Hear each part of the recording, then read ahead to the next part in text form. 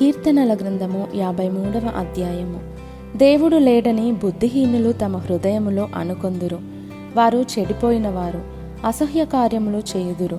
మేలు చేయువాడొకడునూ లేడు. వివేకము కలిగి దేవుని వెదకువారు కలరేమో అని దేవుడు ఆకాశము నుండి చూచి నరులను పరిశీలించెను. వారందరూ దారి తొలగి బొత్తిగా చెడియున్నారు. ఒకడును తప్పకుండా అందరును చెడియున్నారు. మేలు చేయువారెవరునూ లేరు, ఒక్కడైనను లేడు. దేవునికి ప్రార్థన చేయక ఆహారము మృంగునట్లుగా నా ప్రజలను మృంగు పాపాత్ములకు తెలివిలేదా? భయకారణము లేని చోట వారు భయాక్రాంతులైరి. నన్ను ముట్టడి వేయు వారి ఎముకలను దేవుడు చెదరగొట్టి ఉన్నాడు. దేవుడు వారిని ఉపేక్షించెను గనుక నీవు వారిని సిగ్గుపరచితివి. సీయోనులో నుండి ఇశ్రాయేలునకు రక్షణ కలుగునుగాక. దేవుడు చెరలోనున్న తన ప్రజలను రప్పించినప్పుడు యాకోబు హర్షించును, ఇశ్రాయేలు సంతోషించును.